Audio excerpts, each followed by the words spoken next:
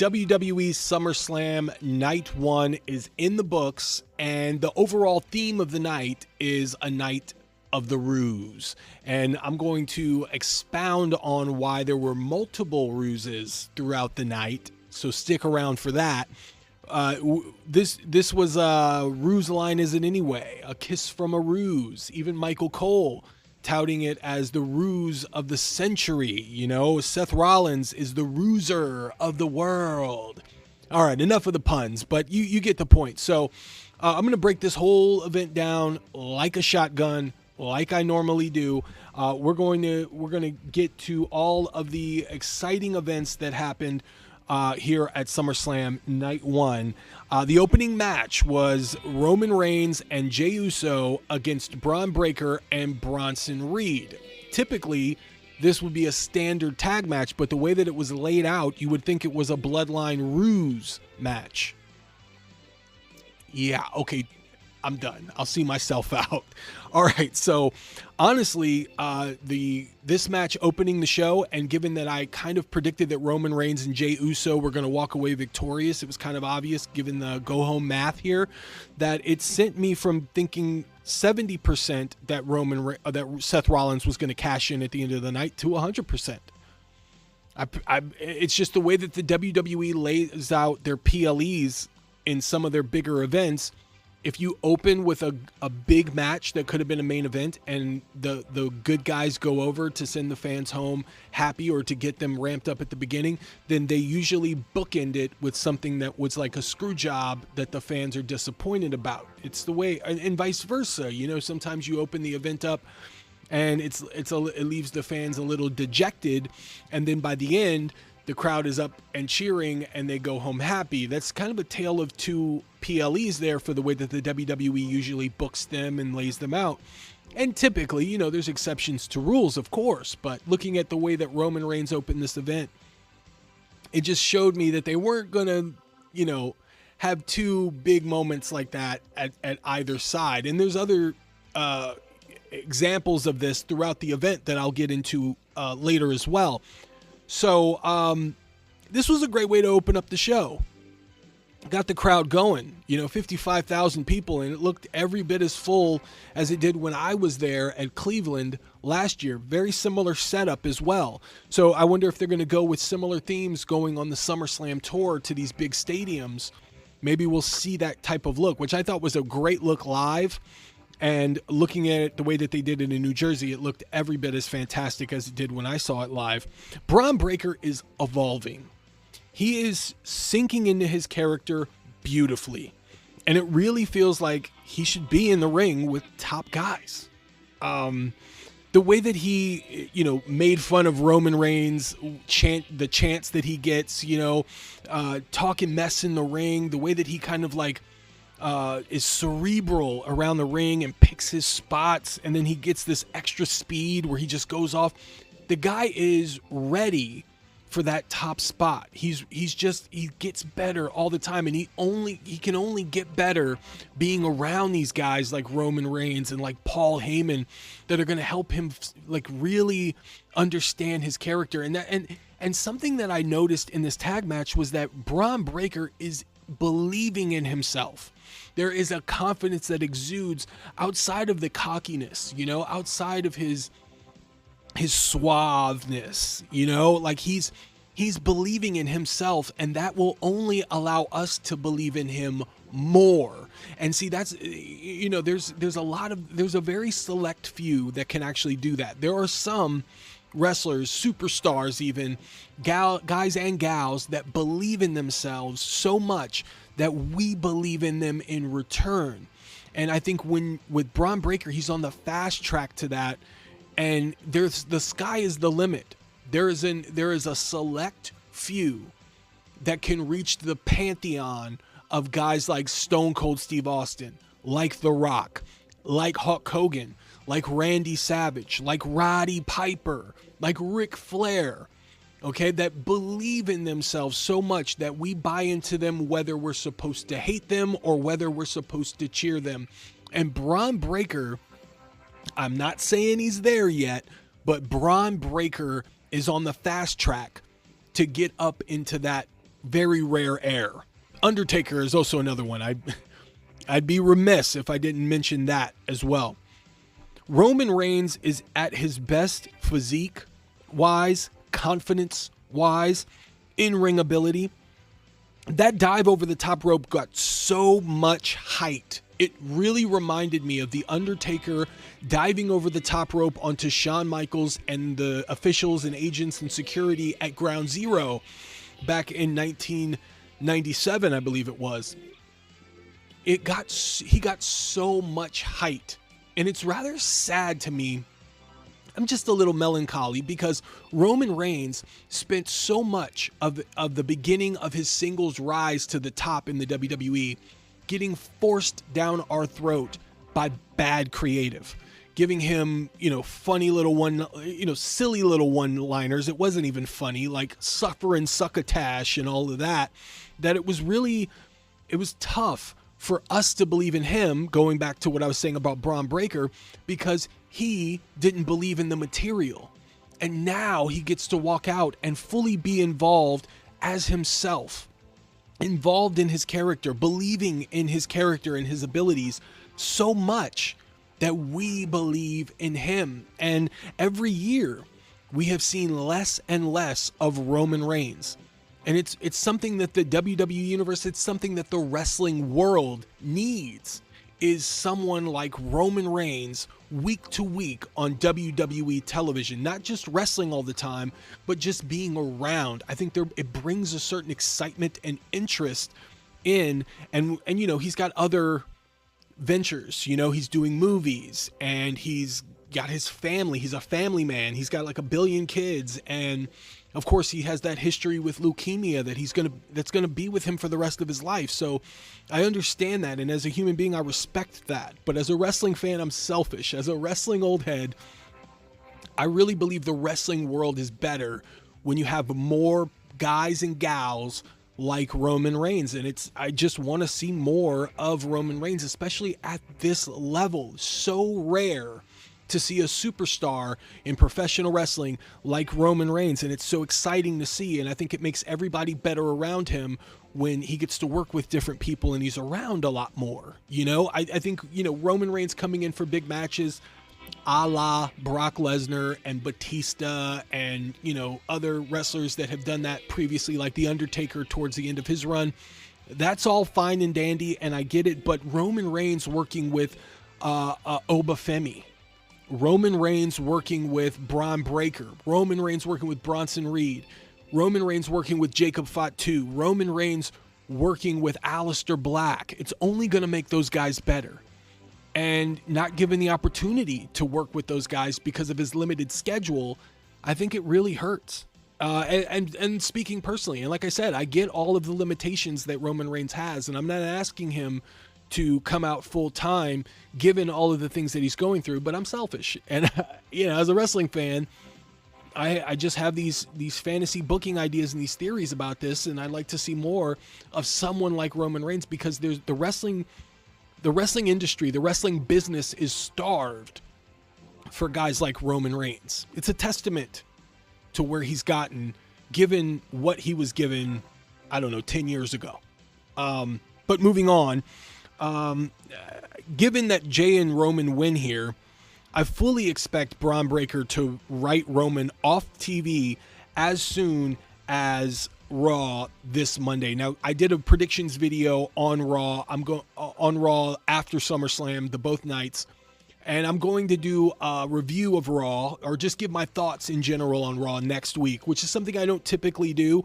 But given that I did do a predictions video, I think it's only right to do a video about what I thought of Raw the night after SummerSlam. So given that Roman Reigns is going to go off to film Street Fighter and play Akuma in the Street Fighter movie, I think that it's only right for Braun Breaker to beat Roman Reigns down, a la what he did the Raw before SummerSlam. So I did read a report that it seemed that that Braun Breaker was injured, that he hurt his knee, and I did see him limping towards the end of the show. My only hope is that it's not something serious to where he can't do that and he won't be out long if it is something that is true, that he actually did hurt himself and he wasn't selling the effects of that brutal match. Because Braun Breaker, he needs something like that, given that, he wasn't involved directly in the loss. He didn't take the pin in that tag match. It was Bronson Reed that took the pin. And given what Seth Rollins did towards the end of the show, Braun Breaker coming out and snapping and going full dog-face gremlin, beating Roman Reigns to the point where he has to be carried out, or he's written off TV because the injury was so extensive. Maybe a spear that makes Roman Reigns cough up blood or something like that, I think would be great television. I think it would do great for Braun Breaker, so that then, given that he's not completely injured or that he's not going to be off TV for long, that he can go on a tear, and that would just make him more formidable for when Roman Reigns returns, and we can hopefully get that one-on-one match at WrestleMania, given the final boss doesn't come out and decide, I would now like to wrestle Roman Reigns at WrestleMania. We can get Braun Breaker and Roman Reigns, and there can be some sort of a passing of the torch moment there, where Roman loses to Braun Breaker. I think that would be something that Braun Breaker needs, because as I said earlier, Braun Breaker is on the fast track, and you really want to take advantage of that. He's a young guy, and he's got the world ahead of him, and he's ready. He really is ready, and he can only get better. But it reminds me of Randy Orton back when he was first starting. Randy Orton was ready. He didn't have all of what he has now, but look where he's gotten. And if you follow the trajectory of Randy Orton, they gave him the world. They put him with legends. They put him with guys that just made him better. Undertaker is a great example of that as well, given the fact that he helped Randy Orton when Randy Orton was first starting out, really make him seem more important. And I think Roman can do that with Braun. So, great way to start the show. Great way to set the tone for the rest of the night. Charlotte Flair and Alexa Bliss, Charlexa, beat the Judgment Day, Raquel and Roxanne. This match actually surprised me because I felt that Raquel and Roxanne retaining the titles would have done more to further the dissension when Liv Morgan comes back to the Judgment Day. She sees that they all have titles. They all seem to be closely connected. Their chemistry is on fleek, as an old saying goes. And so that would lead to Liv Morgan feeling left out and feeling a little bitter about that. And I think it would add to what Finn Balor is trying to cultivate there, seeing that he's trying to get the gravitational pull between Roxanne and Dominic Mysterio to the point where Dominic starts to be more attracted to Roxanne. So given that Liv Morgan is going to be out injured, and that I think she's going to be out for quite some time, I think her projection of return is towards the end of 2025, beginning of 2026. They got time here. They can always have a rematch. And noticing that the women's tag division isn't super stacked with a lot of tag teams, especially face tag teams. If you look at the women's tag division, it is mostly heel tag teams at the top, or in the rotation there. I think Charlotte and Alexa, they can build off on their chemistry, their We're Not Friends tag team, and they can they have a lot more options than if Roxanne and Raquel retained. Now you don't really have too much options unless you want to bring Sol Ruca and Zarya back in and have them work with them from NXT. I don't really see a whole lot of face tag teams aside from the Kabuki Warriors as well being ready for as challengers for the Judgment Day. So I didn't have a problem with it. It definitely wasn't something I was predicting, and I was pleasantly surprised by that championship win for Charlotte Flair and Alexa. And speaking of Ruse, Charlotte was accidentally knocked out with a right hand from Alexa Bliss, and towards the end of the match, Alexa Bliss goes for Sister Abigail on Roxanne, and Charlotte was in the corner. This was a well shot sequence here where Charlotte's in the corner, and it looks like from the angle that she's looking at Alexa Bliss like, I'm going to take your head off for knocking me out. And for a second there, it looked like Charlotte Flair was going to knock Alexa out, but we couldn't see Raquel getting up and trying to interfere from the angle we had. So when Charlotte goes in beelines towards Alexa, we find out that it's actually her trying to knock Raquel out to help Alexa get the victory and give the two the tag team titles. So I thought that was a real well shot, well thought out sequence that gives Charlotte and Alexa the win. So it's interesting to see where they go from here. And of course, I would be remiss to say that you also have the Wyatt Six still looming around on SmackDown as well with Nikki Cross, and there could be some sort of a play there with Alexa Bliss and the Wyatt Six that maybe draw Alexa Bliss away from Charlotte Flair. And I think that's an interesting story that they can play into, given that we're noticing that the Wyatt Six have been having a change in approach, and a change in attitude since winning the tag team titles. It'd be interesting to see how this plays out night 2 for SummerSlam in the 6-team TLC match, because they definitely look like they're going more towards being a heel faction, which I always felt worked. When they first showed up on Raw and they killed everybody backstage at the end of the show, obviously they were going to be cheered because of, posthumously losing Bray Wyatt and whatnot.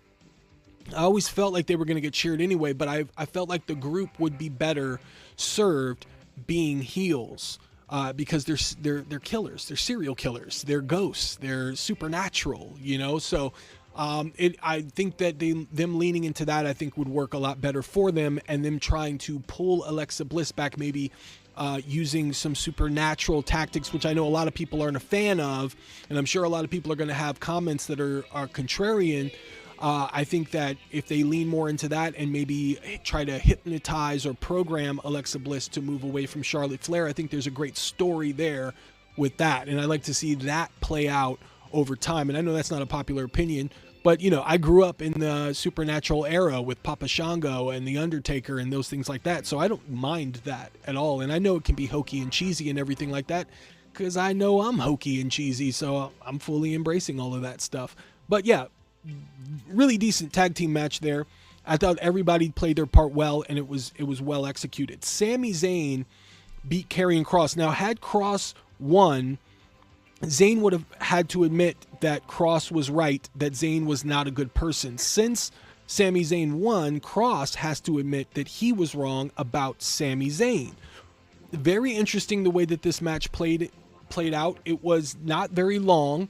I would say it wasn't as good as their first match that they had, but it was slightly better than the Raw match, their second match that they had. Look, I know there's a lot of people that are critical about the way that Karrion Kross works in the ring. Some have said that he's plotting, that he's slow, that he's boring, that he's all these things. There's a lack of intensity and excitement in his matches, but he can cut promos like none other, and you can't deny that. I don't have a problem with the way that Karrion Kross works, and I think given a good dance partner, he can do some really good things. And I'm looking at it on paper, and I look at Sami Zayn in the way that he sells and the offense that Karrion Kross exhibits, and I think that it's a match that's made in heaven. And for whatever reason, there doesn't seem to be a lot of chemistry between the two. I don't know if it's that's because the way that they work, they lay the match out. I don't know if it's the producing of the match. I don't know if it's given their limitations as far as time constraints, that it's just they don't have the proper time to build this into a situation where there's a giant comeback and there's a heroic, victory there. I don't know. There's something there, though, that the last 3 matches they've had have been a little, it seems like something's missing. That's all I can say. And I'm a Karrion Kross fan, so I'm definitely biased here, and I'm sure that there are going to be people in the comments that have something to say about the way that the match was, but I thought it was fine for what it was. I definitely don't think it was a dud or anything like that. It was what Scott Keith would call perfectly acceptable wrestling. And those who know Scott Keith, if you know, he was a wrestling reviewer from back in the early 2000s, before most of you were probably born. But Karrion Kross losing here, I don't know if that was the right move. I think there was more of a story with Sami Zayn using the lead pipe or Karrion Kross winning than Sami Zayn just getting the victory and being right here. I just think that there was more to that story, but to me it looks like they're going to send the two their separate ways, and I think they're setting up for Karrion Kross to admit that he was wrong, or at least set up that he admits that he was wrong on Raw. I think they're giving that more space to breathe on Raw, given the fact that there was time constraints in the match. I don't know if they wanted to do a post-match angle after that as well. So it looks like they're going to do that on Raw. And to me, it looks like it's set up beautifully based on the video that I did where I was predicting what was going to happen on the Raw after SummerSlam, that Karrion Kross maybe snaps, and maybe we get that character change, that transition there where Karrion Kross beats Sami Zayn up, and then so bad that Adam Pearce has to fire Karrion Kross, and then he moves over to SmackDown, where I think he has more options on the SmackDown side than on the Raw side. I mean, they can also definitely have Karrion Kross shake Sami Zayn's hand, admit that he was wrong about Sami Zayn, and then that can bring Karrion Kross over to the SmackDown side as a fan favorite, really call to the reaction that he has been getting over the last few months. So they can do a number of different things. They can go a lot of different options. I'd seen a lot on the internet that they were saying that Karrion Kross might not resign, and it seems like the WWE is playing into that really well. It's getting people guessing on what direction Karrion Kross is going to have. I think that's done on purpose. I don't envision Karrion Kross going anywhere. I would honestly be shocked if they let him go, given his rise in popularity over the last few months. I think that there's a lot that you can do with Kross, given that he can leave Raw, get plugged into NXT even, AAA, even TNA, have a couple of appearances there, and then move over to SmackDown. I think there's just a lot that you can do with Karrion Kross in that regard, as a fan favorite or as a killer. Bring back the Killer Kross. Make him shave his head in the middle of the ring. I think that would be interesting. I think that would be something that could be exciting and really spark more interest in the Karrion Kross character if he got in the middle of the ring on Raw, shaved his head, and snapped on Sami Zayn and became the killer again. I think that could be fascinating television. But I don't see him leaving. I really don't. I don't think they're going to let someone like that go, given that they've watched an organic rise in popularity. To let that person go to AEW or to MLW or to Japan, for instance, I think would be the wrong move for the WWE, and I think they're smarter than that. I don't think they're going to do something to let that slip out of their fingers, right? So, but Sami wins, and looks like we're going to see this play out on Raw before these two go their separate ways. Should be interesting to see how they play that out. Now, Tiffany Stratton beats Jade Cargill for the WWE Women's Championship. This match went about 7 or 8 minutes, and I think it was the perfect amount of time. You know, I'm very critical about Jade Cargill and the way that she performs in the ring. She's very limited with what she can do, but she's still very new.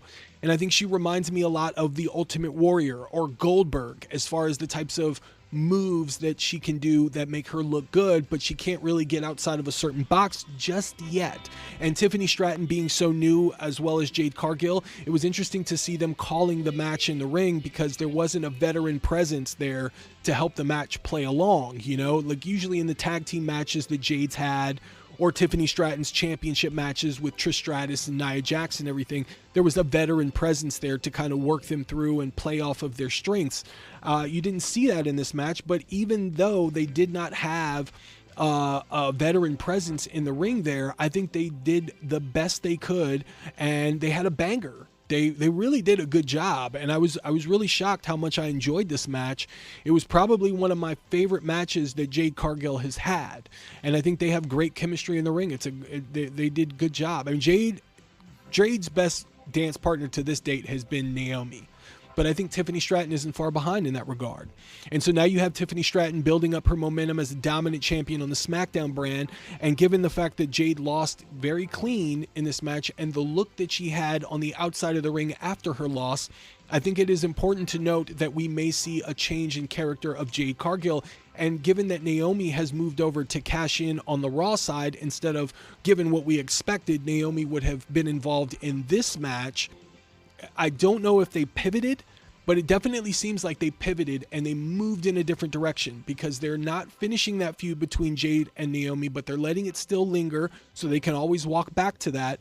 But I think Jade is stronger as a heel. I think she has this aura, this arrogance about her that the fans are wanting to boo her. And I think playing into that and giving her an opportunity to be a heel, a diva, I think that would be something that they can do to hopefully get her into a better position. Even her offense is better when she's a heel. And given that SmackDown's women's division doesn't have a whole lot of heels at their arsenal, you know, Chelsea Green is over on Raw a lot more consistently lately. Charlotte Flair has just transitioned into a face with Alexa Bliss, and Nia Jax looks like she's moving over to NXT temporarily to work a program with Jakar Jackson with Lash Legend. That it looks to me that they're setting up for Jade to be a heel, so that they can have a heel on the SmackDown side, aside from Julia and Kiana James, that can work with some of the top face women on the SmackDown side. So I would keep your eyes on that as well, and we could see something as soon as SmackDown on Friday that leads them more into that type of a character for Jade, which I think would be super good for her. Honestly, I think it would be nice to freshen her character up a bit. And then you always have Bianca Belair, when she comes back, work with Jade, and boom, you got yourself a nice little program. Drew McIntyre and Logan Paul defeated Randy Orton and Jelly Roll. This was like a night of tag team matches as well, given that night 2 is like a night of champions, not the PLE night of champions, but just there's all championship matches on night 2. This night of SummerSlam was heavily focused with tag team wrestling. Jelly Roll. This match was laid out really well for him. I noticed the callback to Mick Foley in the Hell in a Cell, where Mick Foley was thrown off the top of the cage. Everybody was bringing him to the back, and he turned around and said, "I'm not done." He climbed to the top of the cage and wrestled The Undertaker on the top of the cage, ended up going through the cage door, the cage ceiling, and down into the center of the ring. There was a nice callback with that. They really worked around the limitations of Jelly Roll well. I thought this was done perfectly.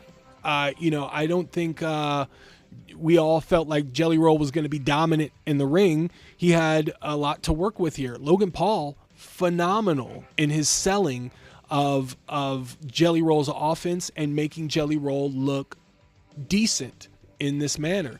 And I thought Jelly Roll's facial expressions played a big factor in being drawn in to how the match was laid out. Going into this match, I felt that Jelly Roll would win in a match, in a celebrity match like this, which is what we typically see. But we got the opposite. We got Drew McIntyre and Logan Paul winning, which was interesting because, like I said, going back to the opening match where the fans were left happy because Roman and Jay won, we got a little bit of a lull there because Logan Paul and Drew McIntyre beat the odds-on favorites, Randy Orton and Jelly Roll. And loved how Drew McIntyre played up all week being stuck in the UK, and McIntyre probably would have loved to stay in the UK so he didn't have to sell Jelly Roll's offense, but here we are. It was so fun. This match was so fun. I thought for sure Orton and Jelly Roll were going to be the win, but big surprise, they lost, and Jelly Roll got the pin here. Given that Logan Paul and Drew won, I think it makes them a lot more.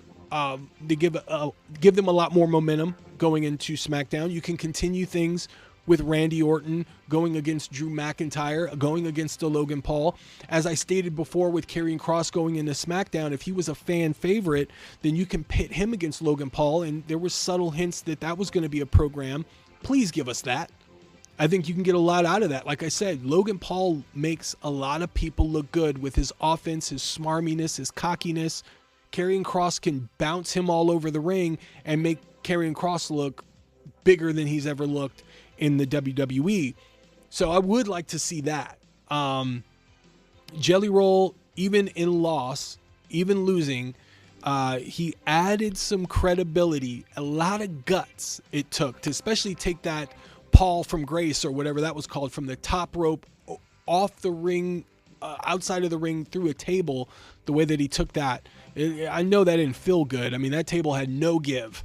So, I mean, I think for what they had, it wasn't that bad at all. I was really shocked. And now for the main event. CM Punk defeats Gunther 30 minutes, 20 seconds for the World Heavyweight Championship. CM Punk now has one of the shortest WWE World Heavyweight Championship reigns at 5 minutes and 30 seconds. I think he might have been just under Drew McIntyre's reign, or they came close in their reign at about 5 minutes. And CM Punk is the oldest champion at 46, I think, in this generation, I believe, or at least as far as the split goes, but I could be wrong in that. Gunther only held the World Heavyweight Championship for 54 days in his second reign. This is by far Gunther's shortest reign in the WWE because he held the United Kingdom UK Championship for 870 days, the Intercontinental Championship for 666 days, and the World Heavyweight Championship for 259 days in his first reign. So those are interesting stats that I was able to pick up. Punk's attire looked to be a shout out to the Fantastic Four, which was timely. You know, clobbering time is, after all, his thing. This Gunther Punk match was one of the best professional wrestling matches I've seen in a long time. It wasn't perfect, but it was excellent. That main event ruled, man. Gunther is just the absolute greatest. Every single thing he does in the ring matters. Punk is also so great against a monster type like Gunther in selling everything, and then using his opportunity and when he can to get offense by going after certain ligaments for Gunther. You know, the arms, going after the leg, trying to chop the cherry tree down. You know, Gunther's moves are chops, a drop kick, power bomb, a frog splash, submissions. Such a simple offense that works so well because Gunther's timing is impeccable and he knows how to radiate being a smug prick. And Punk amplified that so well. Gunther had a majority of the offense here. Punk with an ode to Bret Hart, which we've seen a lot in Punk's matches, but specifically the sharpshooter reverse sequence was a great callback to Bret Hart Mr. Perfect SummerSlam Classic back in the early 90s. The ring general taking his eyes off the ball at the end. I'm always a fan of the heel losing because of hubris. Like, Gunther is also great at panicking when his game plan goes awry. The blade job was shocking, and unless someone corrects me, this must have been the first time Gunther had bladed in his entire career, which made him so shocked when he actually saw his own blood. I thought that was a great touch. I'm probably the only person here who loved that cash-in. But I love the psychology of Rollins feigning an injury just to get that bastard Punk on a giant stage to humiliate him. Absolute great petty asshole healing. And Heyman doing the crisscross applesauce to gloat was A+. Now, with all that said, Rollins faking the severity of his injury to cash in on Punk assumes Rollins knew Punk was going to win, but that's small potatoes, really. I think that's a logic gap, sure, but Rollins. But Punk getting his 3-minute moment only for Rollins to rip it away is a great story and paints Rollins as the ultimate asshole. This was put together so well, I forgot for a moment how rough the opening moments of their match really was between Gunther and CM Punk. And I think going forward, our Hell in a Cell match, if they have one this year, should be CM Punk versus Seth Rollins. Gunther is very protected, as he should be, and it means something when he loses clean as a sheet. Seth needs to go full Seth Riders and put the world title in the briefcase from now on. I'm going to just say that. But has any champion tried to run away as fast as they can when a Money in the Bank briefcase holder tries to cash in? I feel like that's something Edge would have done. But I was shocked that Punk didn't try and do that, or at least go for the DQ or something, man. Kick him in the balls, get the DQ. But Seth doing that, we all saw it coming. I've done a video about it, about whether or not his injury was a work or a shoot.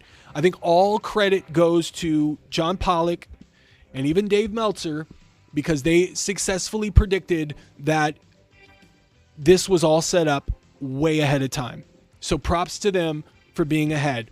But I really feel like going forward, they should put spoiler tags on stuff like that, because I think most fans, I envy the kids that were in that stadium and had no idea, that don't go on the internet and read the news, don't go reading the dirt sheets, don't read the spoilers, and were genuinely shocked when Seth Rollins threw his crutches to either side, took off his jacket, ran down to the ring to cash in. That, when I was a kid, those were the moments that would make me smile, go, oh my God, and talk about it with all my friends the next day, and can't wait until Raw to see how it plays out. So given that I knew ahead of time that it was a possibility, I was less shocked, but I still bought into the suspense of it all. The longer they stayed with CM Punk with that World Championship, the more I knew that we were going to hear break it down, and that Seth Rollins was going to run out. So they even tried to do a little bit of a swerve there by making us believe that he was going to walk to the back in crutches and say that eventually he was going to cash in, and Michael Cole stating that he had until June to cash in. But we all saw the writing on the wall. Those that are inclined saw the writing in the wall. Still, I thought it was very effective, and that I thought that it ended the ruse of ruses for the night with that sequence right there. So there was a lot going on at SummerSlam Night 1. The way that it looked on paper, I thought was a lot better on paper than the way that it played out. Like, you had a few matches that were not the best. I mean, there was all story interaction there, in my opinion. I felt like they let a lot of things play out, but it really lacked those big match feels that we're more than likely going to get on Night 2 and what we got in previous SummerSlams.